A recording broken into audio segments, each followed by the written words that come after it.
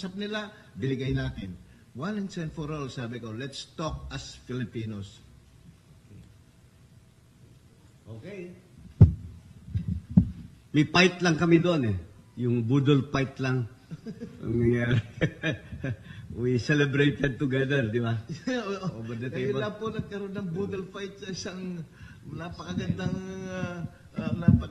hotel. Susundin daw ng mga Norwegians yung budol fight. Oh yeah, they like it very much. And then we offer them fish. Yung fish, yung salmon fish. Sige, questions. Okay, go ahead. Yes, sir. Age mo na. Better than, okay. Sir, bakit doon ginawa sa Oslo na madaling naman pala kayo magkasundo? Di ba pumasok na ang Pilipinas ng pera? Alam mo, ang Oslo kasi yung ating facilitator eh. At napakahalaga yung facilitation ng Oslo, Norway. And they had been there. You know, over the time that there was even a breakdown for almost 5 years, the Oslo government kept faith in the process. They were very patient. And of course, as facilitator, they also had to provide support to the process. Alam mo kasi meron akong experience noon eh. I was already in the old negotiating team with the CPP and PNDF. Pumupunta kami doon sa Amsterdam during the time of former President Ramos pa. I was congressman at the time. I was the representative of the House to the panel at the time. E noon pag may breakdown on the talks, hindi magkaintindihan, we just walk out of the table and pack up and go home. Malaking bagay, may facilitator ka na pagsabi, teka muna, bakit? Pag-usapan muna natin, ano ba? Ano bang breakdown? So, wag natin yung simplihin.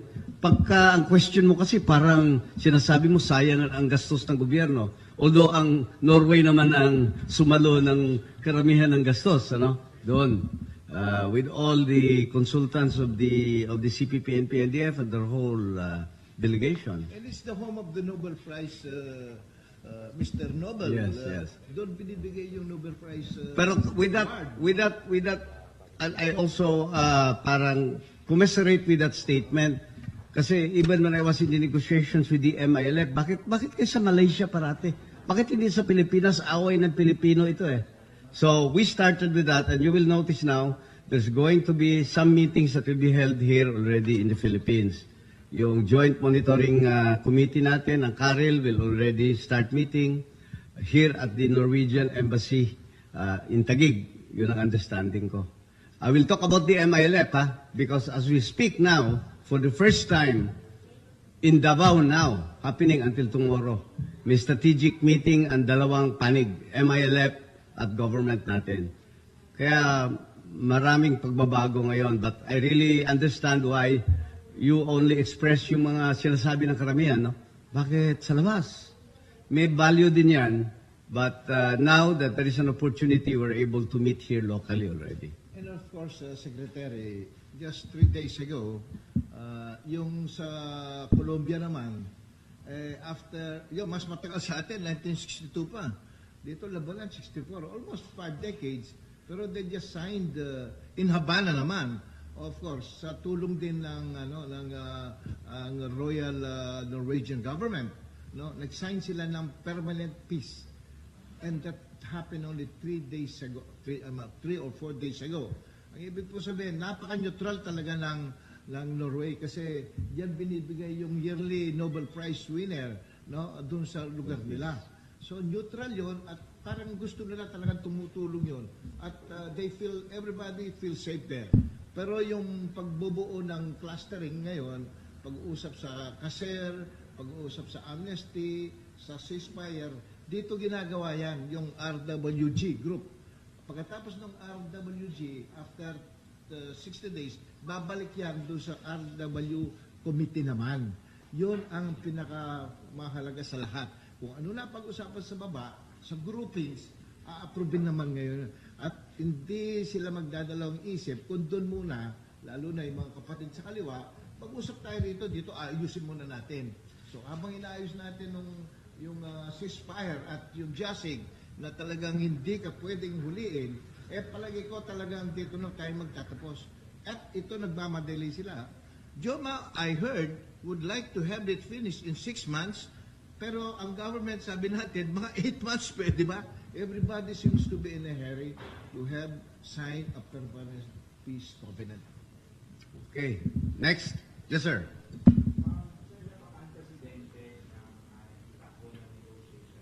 If you're comparing to past rounds of formal and informal talks, ito napaka-positive, napaka-optimistic na. Nakakaset kayo ng timetable plus may provision pa for to accelerate the negotiation. Given that their atmosphere, do we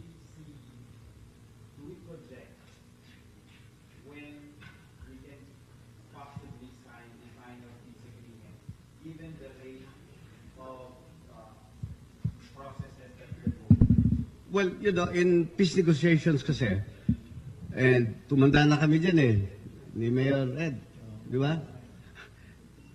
It has to be one step at a time. As much as possible.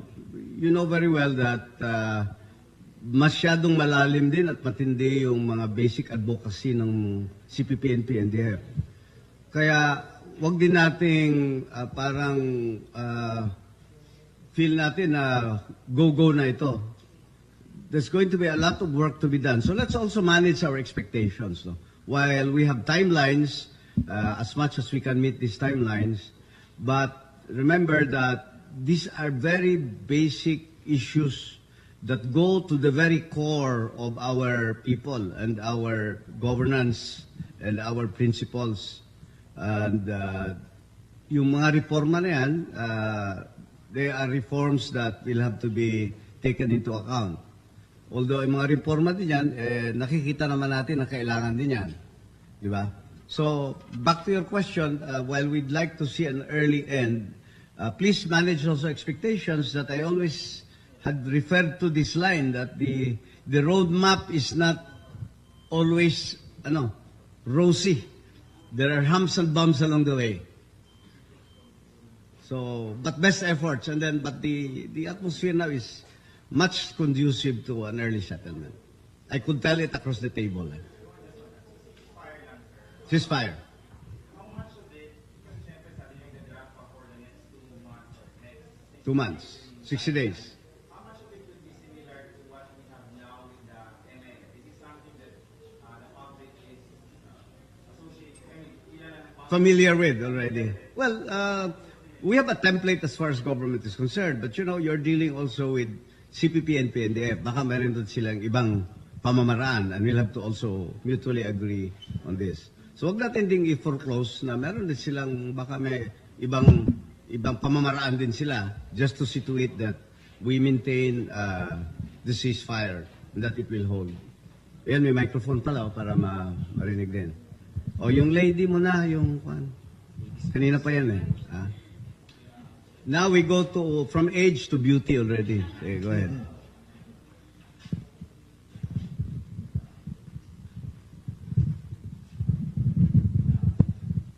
Sir, sabi niyo po kanina, yung ceasefire, ito yung isa sa major na development, na major outcome nitong peace negotiations, sir. Pero within 60 days na ayusin niyo po yung mechanisms, ano po yung i-expect natin? Like, magkakaroon na po ba ng tigil putukan or may i-expect pa rin tayo na from time to time na encounter? Thank you. Ang pinakamahalaga dito sa nangyari in the last meeting in Oslo was actually the formal resumption of negotiations that had stopped over half of a decade ago. In 2011 pa yung negotiations. So yung pinaka-significant. Yung ceasefire is also an important part of that. Unilateral kasi ito. Nag-coincide lang yung both sides agreed na indefinite muna. Tigil putukan muna. Because the idea really is to provide an enabling environment for the peace negotiations. That's the whole point there. But will there be some incidents? We cannot totally discount incidents on the ground. But the idea is that the leadership of both sides are committed to maintain a ceasefire. Kaya nga mahalaga na merong mechanisms para you will have ways on how to prevent. Kung magkabakbakan man, who will intervene, and ano yung proseso to find out bakit nangyari yung bakbakan and may ceasefire. This will have still to be done by the mechanisms that will be put in place. Agree ako that yung MILF ceasefire mechanisms natin could be a template, but we will concede also to the new things that the CPP, NPA, and the FP proposed to us to really make it work. Yes, ma'am. Haba pa. Ensure na, sabi niyo po ngayon, it's jovial, friendly yung atmosphere. How do you plan to keep it that way? Because as the talks progress, baka magkaroon ng may mga issues na medyo magiging sensitive. Marami talaga pa. Ano kaya nga sabi ko, don't think that this is already a walk in the park, you know? There will be a lot of issues, sensitive issues. There will be challenges along the way. We have made some breakthroughs. But if there is a commitment on both sides really, no, to work out things, then there is nothing that can stop a final settlement. At nakita namin on both sides, sila rin, at sa amin din, na talagang we are determined already to see this through. At sinasabi din namin na kung pwede, madalian natin ito dahil we have a President Duterte who can make things happen dahil alam mo ninyo, pag final peace agreement, don't think it's already end and everybody rejoice. No. The most difficult part is the implementation of peace agreements. And we learned that from the previously signed agreements with the MNLF, Chairman Nurmiswari. We signed it in 1996, but up to now we still have issues working on them. As a matter of fact, I'll mention that the latter part, no, on our meetings now scheduled in Davao. That's why I'm going to go there immediately from here. Yung implementation of signed agreements, that particular phase is also probably as difficult as the negotiation stage. You know why? Because the expectations of the people on the ground are heightened. Uy, nagkapirmahan na. So akala nila magic na lahat. No, sir. It's a work also, one step at a time, building trust. Alam mo kasi, sa publiko natin, yung mga rebelde, kasi kalaban yan eh. Mas pa nagkapirmahan ka mo, hindi mo wala yung feeling nila na kalaban yan. Yun ang nagpapahirap sa atin. So you'll have really to get the public to buy into the process, into the gains that we have in the negotiations table. Kaya napakahalaga. And that's why media is very important. You know why? Because media will be there to communicate. At paminsan may intriga, may mga maganda kasi yung headline na blaring Pero paminsan kasi it creates more problems to us. Kaya that's why we're very careful in answering questions. Paminsan kasi ang peace process coverage kasi is entirely different from yung mga crime coverages. Ito may sensitivity na maling word na ginamit mo lang, it can create conflict already. And something that we have to nurture very well. That's why I'm glad media is always with us. At tinatanong yung mga question na tinatanong nyo para talagang makikita nyo yung meat, hindi lang diretso na may lead paragraph agad na maganda. Pero paminsan, hindi masyado consistent with what is actually happening. So, thank you for that.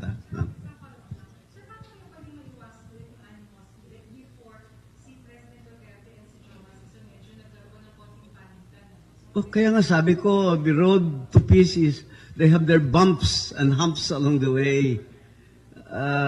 Pero nakikita mo naman, maski may mga alitan, pero pagdating naman dito sa negotiations, these were not mentioned at all across the table. Kaya there are different levels naman, and I'm sure President Duterte and the leaders of the CPP and PDF will be able to handle this. And there was not even one walkout. There was no collapse, and unlike in the past, wala pa kaming 2 araw walk out na. Oh, noon. Tapos let's have a break. Ang break namin 5 minutes na, maabot na 3 oras. And then it's only after discussing this sa labas, doon na lang, not even one nag-back out. Not even once. Bakit kaya? There is a lot of, there's a lot of goodwill on both sides. And sabi ko nga kami tumanda na dito, pareho lang yung ginagawa namin dito, pero bakit ganito? We credit it only, pardon me for saying the obvious, but we credit it to a presidency of Rodrigo Duterte. Yun lang. Yes, administrations. Dami-dami na rin kami.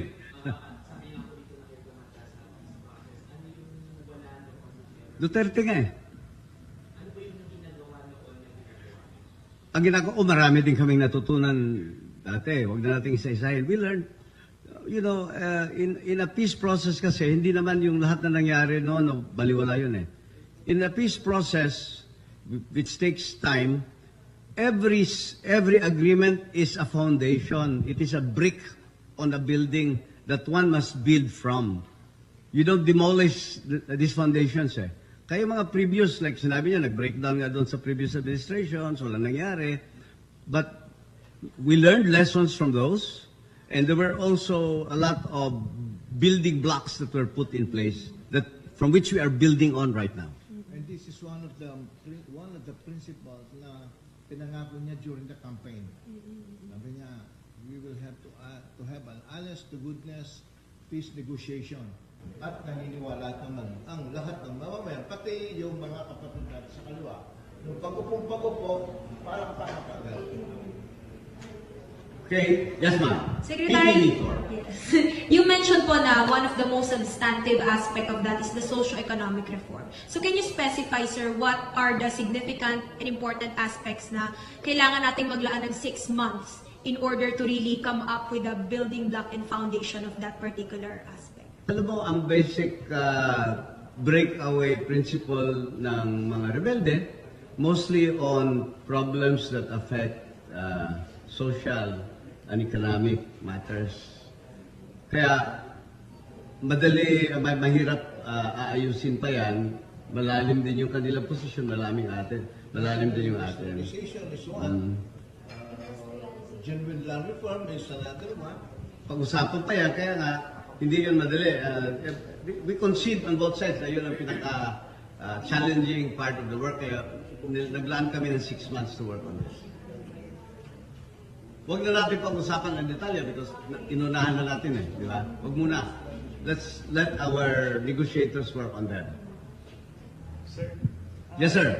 Yes, sir. But what about the previous statements po, sir, the NDA po na yung minsan yung mga military hindi po nakakapag-pull out agad from civilian communities na it might undermine any declaration of ceasefire? Pag-usapan pa yan.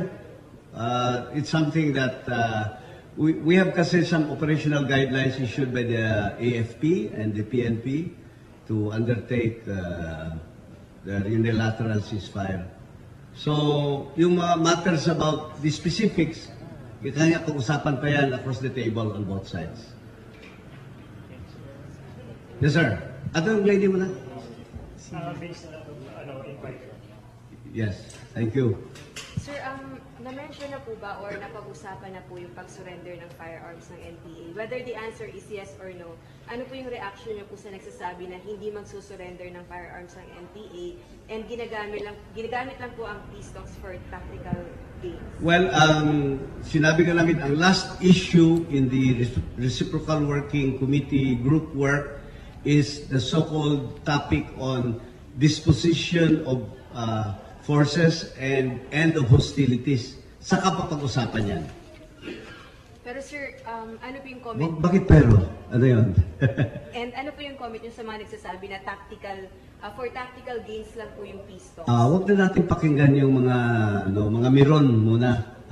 Doon muna natin sa players natin ibaling yung ating attention natin. And we cannot blame people for, saying these matters, these things. And I agree with you na mayroong mga ganong sektor. Pero let's leave that to across the table to be taken up. Kaya sensitive matters din yan, di ba? At saka that springs from the normal attitude na, wala ito, yung negosasyon na yan, pakitang tao lang yan nila. Meron sila mga bottom line hindi nila pinibigay. In fairness, let's wait until these are discussed across the table. Okay. You shared earlier na nakapag-meet kayo sa Belgian foreign minister. Can you share more about that? Hindi na ito sa peace process. Although a little bit, okay. Well, on the 25th, while we were entering still further negotiations, I flew from Oslo, Norway to Brussels, the capital of the European Union. It's only a 2-hour flight from Oslo, Norway. Because the Belgian government, who hosts the EU headquarters in Brussels, was very interested to know about the peace process. And because of the planned visit of Princess Astrid, kapatid ni King Philip of Belgium, who is scheduled to come here in May 2017 to head a high-level economic team for investments. So they were very interested in informing us about this plan at nag-aantay pa rin tayo for that schedule to be finalized. No? And of course, they were asking about the progress in the peace process that we have. So I briefed the Belgian foreign minister, parang Secretary of Foreign Affairs nila. And he is Deputy Prime Minister also of Belgium. Remember that the European Union has 28 member countries, except ang UK ngayon na nag-exit, di ba? So, they compose a major force in Europe. After meeting with the Belgian officials, I met with the EU representatives. EU na naman yan. You remember the European Union has very strong presence in our peace process in the Bangsamoro peace process. They're the biggest supporters in the Bangsamoro negotiations that we have. Malaking tulong nila in terms of support, funding, grants, and all.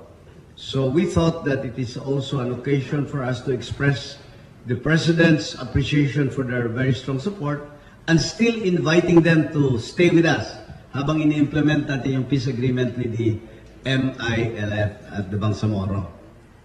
They ask about, of course, the issue of yung drug campaign natin. Yung patayan daw dito sa atin. Maraming namamatay. And so, you know, many of our agreements with the EU, may mga kabalikat yung human rights issues kasi. Like in the so-called GSP, yung free tariff natin privilege with the EU. These are all tied down to human rights issues. So, napakahalaga na ma-clarify din sa kanila. But they know exactly what is happening here dahil may mga tao sila dito. They have all embassies here also. Why are they interested sa peace process natin dun sa progress? Meron po ba silang plano to become... Malaki sila. You know, they're the biggest fund supporters in the Bangsamoro peace process. In the negotiations part. May mga, nandyan sila. They're even present in the international monitoring team, in the international contact group that helped us. The different mechanisms are there. Nagpupundo talaga sila. Eh ngayon, they are very happy of the developments in the Bangsamoro. They were curious about the peace roadmap of President Duterte, so I had to brief them very lengthily about it. Yung possibility po na may involved sila sa third party when it comes to sa pag-provide natin ng bilateral ceasefire? Meron ba? Dito sa NPA, CPA. Well, pag-usapan pa yan ng both sides muna. Dahil kukumbidahin sila kung kailangan sila. Sir, and I'm sure they'll be volunteering. Okay? Sir, yes. Masyadong technical yung how we describe the situation right now. Sa pakikipagrelasyon, compare natin sa pakikipagrelasyon itong ginagawa natin pakikipag-usap sa CCP, sa NPA, tsaka sa MILF. Nasa anong level na po yung relasyon na ito, itong ginagawa natin ng pakikipagrelasyon ulit sa NBF? Gaya siguro ng magkasintahan, you have to build, pag sinagot ka, hindi naman kaagad na, di ba? You have to build that relationship, trust, and it takes time. Kaya, we're building on that, and hopefully, we'll make that relationship end up in a marriage. And how confident are we na on a scale of 1 to 10, ano yung pinapakitang trust nitong NBF sa atin, sir? Well, wag na tayo maglagay ng parang scale, no? But there's a very high level of confidence that we can make things work. David. Questions. Sir, if I'm not mistaken, both Oh, you're mistaken. US Oh. and EU placed the CPP-NPA under its terror watch. Di ba na-tag sila, sir, as a terrorist group, sir? I'm just wondering firstly, sir, nung nag-meet ho kayo with the Belgian and saka EU officials, na pag-usapan ho bang ano yung plan with regards to this? Are you listing? Opo. Well, let me tell everyone muna, the listing in the terrorist list is present in the US. Sa EU, they already removed JOMA season. Only the CPP, NP, NDF are listed. We did not discuss this in my meetings with them. I thought that it would be too premature yet. Diba? But if they're interested to support the peace process, sir, would they also see that possibility, sir, of delisting? Ako, I trust naman if we move the peace process forward, I think if it has some big progress, they're our partners, EU at saka ang US. I think they will concede to probably something that will be good for the Philippines naman, di ba? And they will not provide the stumbling blocks, I'm sure, to our effort to have a final peace. So no formal communications from that? Wala pa at this stage, hindi na namin napag-usapan yan. Sir, my second question would be sa Jasig list. Kasi if you recall, nung past administration, ito yung isa sa mga pinaka-contentious na issue. Yes. Parang pinagdedebatehan nila kung if it exists, kung sino yung mga nasa listahan, how it was formulated. Ngayon, sir, Na-corrupt kasi yung previous data na wala from the diskette. Right. So we have to reconstitute the list. So, at saka karamihan doon, patay na ang iba, may sakit na. So they submitted to us there 2 lists.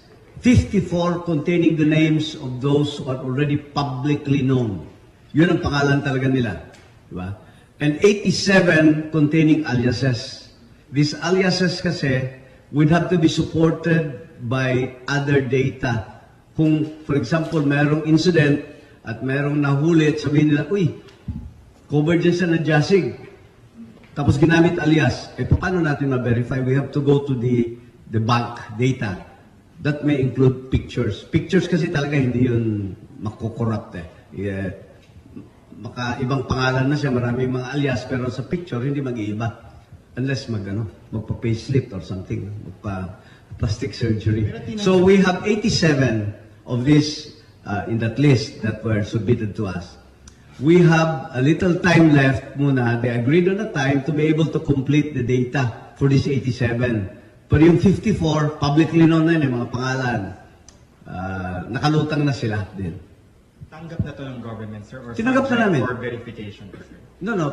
Yung sa 87, meron pang need for more data to be compiled.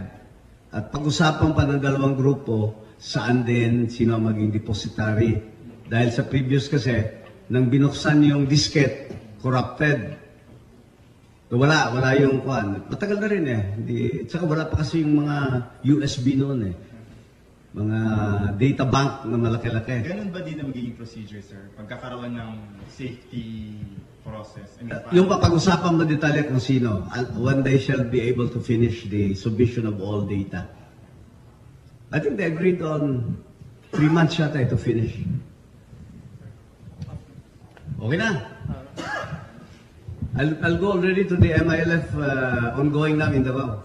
Sir, was it mentioned if Joma season would end his exile soon and return to the Philippines? Wala na pag-usapan na ganun pa. Sir, paano niyo po pala, sir, in-explain po dun sa EU officials po yung tungkol sa drug situation natin and ano po yung naging response nila after explain? Well, number one, kasi sabi nga nila, they're reading the newspapers. But they have also people here. May mga listening posts yan sila dito So, but we have to make it also clear that sabi ko, we share values on the protection of human rights and due process. President Duterte, as a prosecutor, long-time prosecutor and a lawyer, adheres to these shared values on the protection of human rights and due process. There are incidents about killings here as the drug issue continues in the country. So I also told them that the president had even directed internally for people, for specific groups to look into these issues of so-called excesses by our police authorities, and then also look into issues of many of these possible killings. Kasi namamangha sila, aside from the fact na may mga namamatay, napakadami daw yung nag-surrender voluntarily. Anong ginawa? Sabi ko, the president had a way of, he has to deliver on his campaign promise of addressing first and foremost the drug issue. Thank you, sir. If there are there more questions? Wala na. Let's go to the MILF. Okay, there is ongoing right now, beginning today in Davao, what we call as a strategic workshop of both MILF and the Philippine government. Both panels are there. A strategic workshop, ang output noon would probably come up with a better understanding on both sides. Ano yung proseso dito sa pagpapasa ng bagong batas to replace the BBL? And we have very prominent speakers there as we speak now. We have Justice Adolf Ascuna, retired Associate Justice of the Supreme Court. He's one of the speakers today. He is the Chancellor of the Philippine Judicial Academy. And he was former member of the 1987 Constitutional Commission. The second speaker is Attorney Christian Monsod, former chairperson, Commission on Elections, and former member also of the 1987 Constitutional Commission. And the third person is former Dean at the Ateneo de Manila School of Governance, Attorney Tony Lavinia. So they will be giving inputs for the understanding of both sides, kasi napakahalaga yung replacement ng BBL na hindi natuloy. So both sides, both two panels will understand the process. Dahil here on, we'll concentrate already on constituting the group that will work again for the replacement of the failed BBL, the enabling law that will put in place the mechanisms for the implementation of past agreements with the MILF at saka MNLF and the other sectors. So that's ongoing right now. Re-reviewin din natin pala ano yung mechanisms na kailangan pa ipagpatuloy under the implementation stage. Remember, we are done already with the negotiation stage. And this is the point that I told you earlier about. Tapos na yung final peace agreement, pero malaki pa yung problema. How to implement them. So, we are now at that stage with the Bangsamoro. May mga agreements na, 1996 peace agreement with Miswari, meron tayong CAB of the MILF, 2014. Ngayon, kailangan merong convergence of these groups to come up with one enabling law.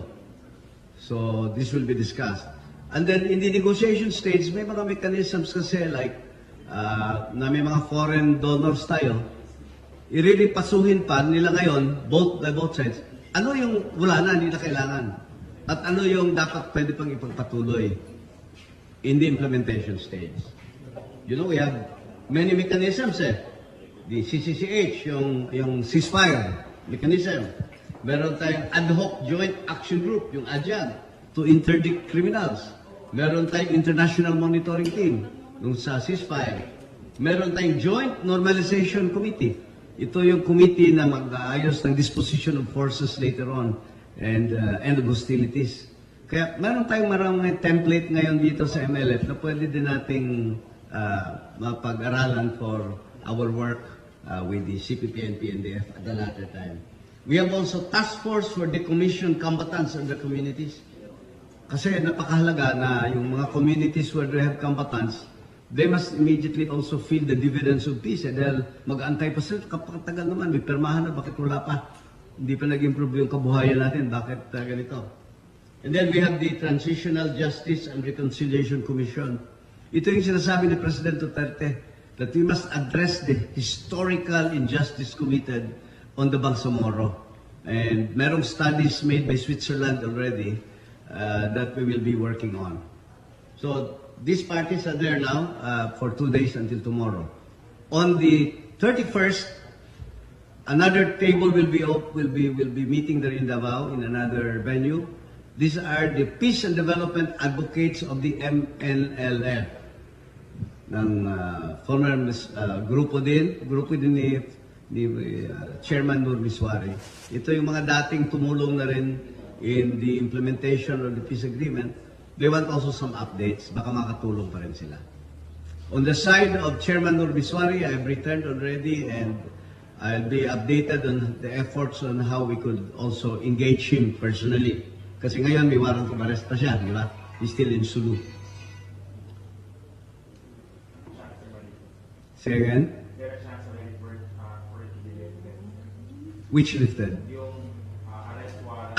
We're still working on that muna, on how to proceed to engage him personally.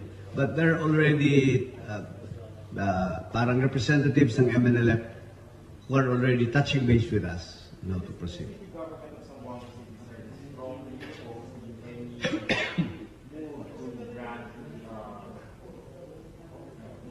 basically to lift the arrest warrant. They want to charge us for We have to follow whether you are for or against. You might be very strongly against, but if you follow judicial processes, then you have to submit to the result of a judicial process.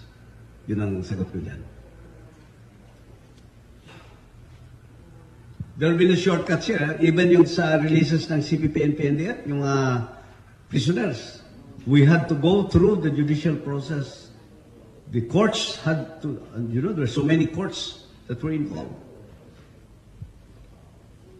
Okay? Dahil na tayo. Other questions? Huwag niyo nalang ubusin para tatanong naman kayo next time. Okay, thank you very much. Thank you, Secretary. Thank you very much. Final statement from Mayor Ed. We have determined we have a determined president, and what he says he does. And wala tayong masasabi sa kanya. At even the other side, they were all agog. They were all on computers when the president made the 44 minutes speech on the releases that were made and the ceasefire, indefinite. At sinasabi niya, we had a protracted war and this should end. And I believe so. And everybody, 90% of Filipinos believe in our president now. Thank you very much, folks. Okay, salamat. Off camera, off camera. Uy, off camera. Dito ka si Joey. Camera.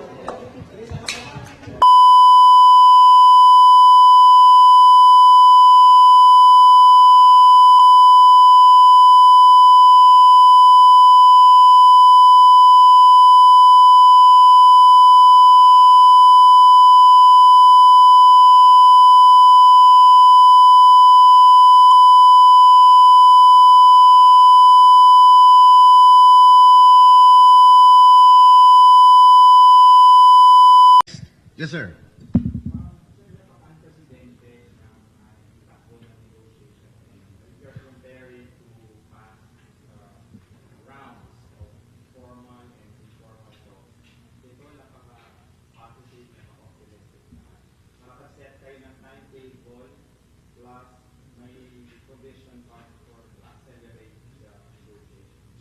Given that their atmosphere, do we project when we can possibly sign the final peace agreement, given the rate of processes that we're going? Well, in peace negotiations kasi, and tumanda na kami dyan ni Mayor Ed, di ba? It has to be one step at a time. as much as possible, you know very well that masyadong malalim din at matindi yung mga basic advocacy ng CPP, NP, NDF. Kaya wag din nating parang feel natin na go-go na ito. There's going to be a lot of work to be done. So let's also manage our expectations. No? While we... Usap nila, biligay natin. One and for all, sabi ko, let's talk as Filipinos. Okay. May fight lang kami doon eh. Yung budol fight lang. Ang nangyari. We celebrated together, di ba? Over the table. Kaya po nagkaroon ng budol fight sa isang napakagandang hotel. Susundin daw ng mga Norwegians yung budol fight. Oh yeah, they like it very much. And then we offer them fish. Yung fish, yung salmon fish. Sige, questions. Okay, go ahead. Yes, sir. Age mo na. Better than, okay.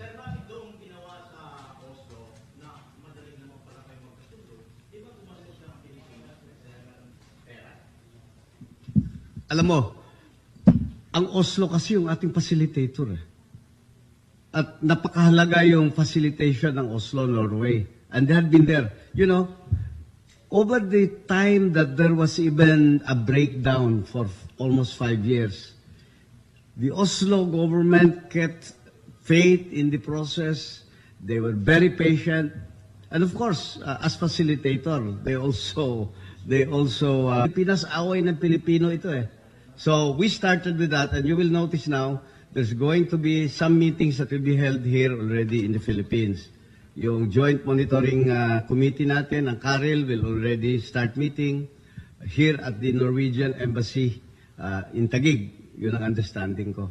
I will talk about the MILF, because as we speak now, for the first time, in Davao now, happening until tomorrow, may strategic meeting ang dalawang panig, MILF at government natin. Kaya maraming pagbabago ngayon, but I really understand why you only express yung mga sinasabi ng karamihan, no? Bakit sa labas? May value din yan, but now that there is an opportunity, we're able to meet here locally already. And of course, Secretary, just 3 days ago, yung sa Colombia naman, after, mas matagal sa atin, 1962 pa. Dito, Labanan, 64, almost 5 decades. Pero they just signed in Havana naman. Of course, sa tulong din ng ang Royal Norwegian government, no, nag-sign sila ng permanent peace. And that happened only 3 days ago, 3 or 4 days ago. Ang ibig po sabihin, napaka-neutral talaga ng Norway kasi diyan binibigay yung yearly Nobel Prize winner, no, doon sa lugar nila. So neutral yon at parang gusto nila talagang tumutulong yon at everybody feels safe there. Pero yung pagbubuo ng clustering ngayon, pag-uusap sa CASER, pag-uusap sa amnesty, sa ceasefire, dito ginagawa yan, yung RWG group. Pagkatapos ng RWG, after 60 days, babalik yan doon sa RW committee naman. Yun ang pinakamahalaga sa lahat. Kung ano na pag-usapan sa baba, sa groupings, a-approve naman ngayon. At hindi sila magdadalawang isip kung doon muna, lalo na yung mga kapatid sa kaliwa, pag-usap tayo dito ayusin muna natin. So habang inaayos natin yung ceasefire at yung JASIG na talagang hindi ka pwedeng huliin, palagi ko talagang dito na tayo magtatapos. At ito nagmamadali sila. Joma, I heard, would like to have it finished in 6 months. Pero ang government, sabi natin, mga 8 months pwede ba? Everybody seems to be in a hurry to have signed a permanent peace covenant. Okay. Next, I had to provide support to the process. Alam mo kasi meron akong experience noon eh. I was already in the old negotiating team with the CPP and PNDF. Pumupunta kami doon sa Amsterdam during the time of former President Ramos pa. I was congressman at the time. I was the representative of the House to the panel at the time. Noon pag may breakdown on the talks, hindi magkaintindihan, we just walk out of the table and pack up and go home. Malaking bagay, may facilitator ka na magsabi, teka muna, bakit? pag-usapan muna natin, ano ba? Ano bang breakdown?